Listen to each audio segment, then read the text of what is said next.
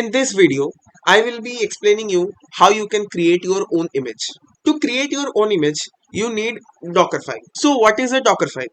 Dockerfile is a text file that contains instructions to build our image. Each line works as a layer inside Docker, and each layer will be cached for next time building. So each line in Dockerfile are considered as layers of your image, and each layer is cached by Docker. If we look at our Dockerfile, first we need a base image. This holds all of the necessary things to run our node application, and after this we are declaring the working directory. We need to set the working directory. So after this, every command will run inside our app directory, and then what we are doing, we are actually copying this package and package.json and package.log.json into our container. So the first argument will be the path of our host, and the second argument will be the path of the container where we want to put it inside our container. So what we are doing, we are moving our package and package.json. Here star is actually working as in wildcard character, so we can put anything inside this. So package.json and package.log.json will be moved inside our container. And after this, what we are doing, we are actually installing the dependencies using the run command. After this, we are copying the whole rest of this application code into our container, and then we are exposing our application in 3000 port.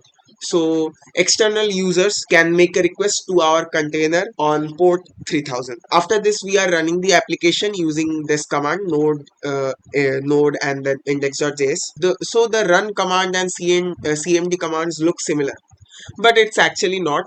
We use run commands to run the commands at the time of building our image, and we use cmd inside Dockerfile to run the command at the time of when we are starting our application. So this is the basic difference between run and cmd. Now what we will be doing, we will be creating our image from our application. So what we need to do is, we need to use this we can do this by docker build command, and then we will be putting the root directory, the current directory, and then what we want to do is, we want to tag our image to a name.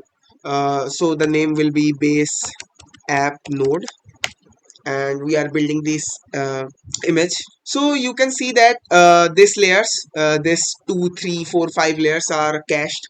So I have explained you how Docker caches everything, so it won't so before recording this video, I have build this image. So that's why it's caching this. That's why it's not running the command again and again. It's using the pre-built cache and reusing it. And now if we want to check our image, if it has been created or not, we need to run the command docker images, and you can see that we have successfully created our image in our Docker desktop application. We can see that our image has been created.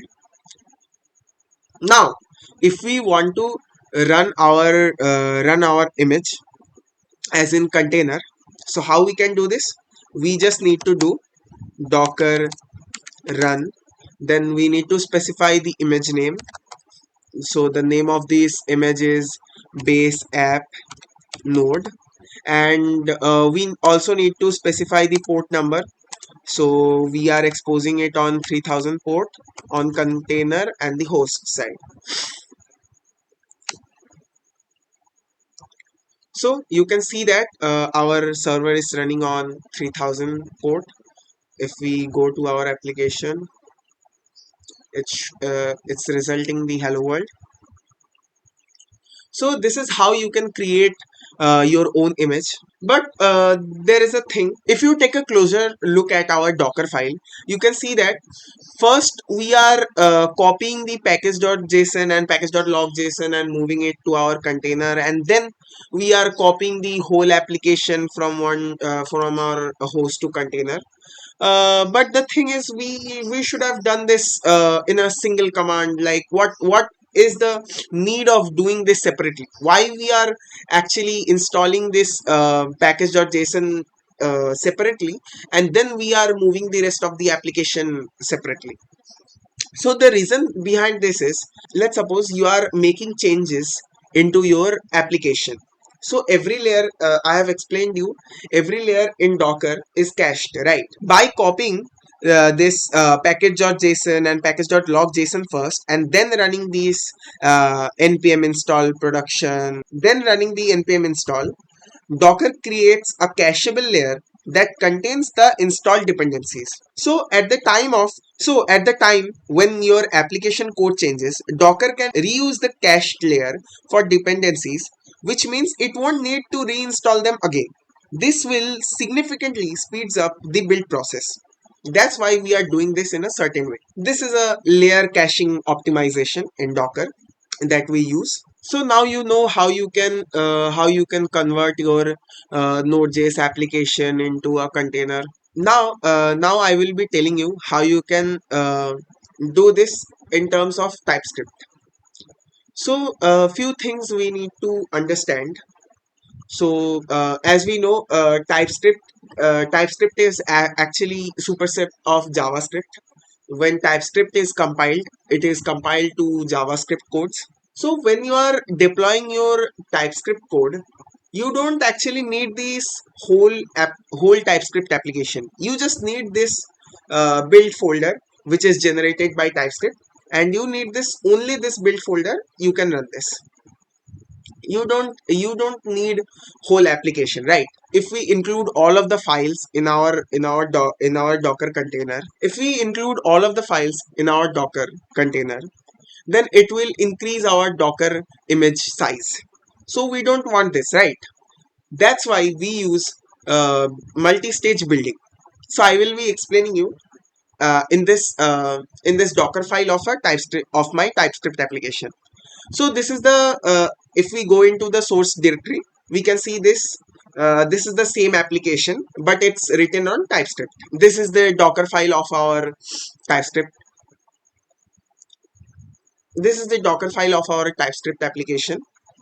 So what we are doing is, first as we can see, again we are using the base image, and we are aliasing it as command is used to alias, and we are aliasing it using naming it as in build. We are naming this stage as in build, and then we are setting the work directory, and we are moving this package.json, and we are running installing this dependencies. After this we are moving our whole application into our container. So up to this line, this is same as in the previous one, but after this you can see we are using this npm run build command. What this npm run build is doing, this, as you can see, it's actually compiling our TypeScript code, and it's generating all the transpiled uh, corresponding JavaScript codes, and this is our first stage. And next we are moving into our next stage. This is the stage 2. We are again using the same base image on the same another stage, and we have to specify work directory again, and then we are moving this package.json again, and then we are installing the dependencies. After this we are only in this line you can see that we are moving this dist file. So what is the dist file? Dist file is generated after TypeScript code is getting compiled into our JavaScript code. So why we are using this from build command? It's actually specifying that from build stage we need that dist folder, and we want to move it to our application. So you know that from our build stage we need this dist folder, and we are moving it into our container, and then we are exposing the 3000 port, and then we are running this command again. By using this multi-stage building, we can significantly reduce our image size. So we are inside our TypeScript folder, ts folder, and we need to build this again. We are building using this, and we will be naming this node ts app.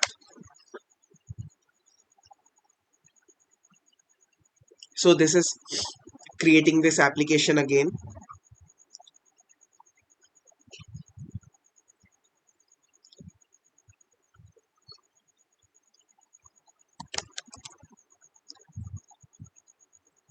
Now if we want to run our image, we need to run it using docker run. Now we will be running this running our image. Docker run node ts app. Then we also need to specify this exposing our port.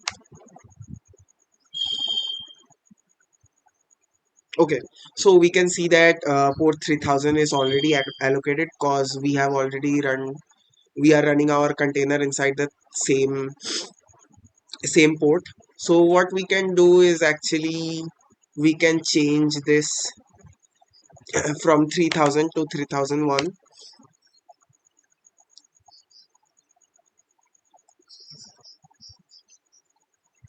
Okay, so it will be on the other side. So our application is exposed inside 3000 port. If we go and put 3001 port, it's also showing this hello world.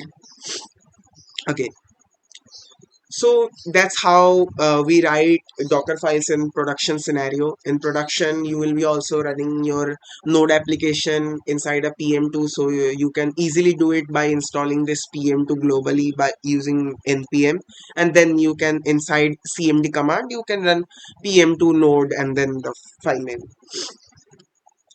So this is how you can create Docker files for development environment and production environment. Hope this video helps.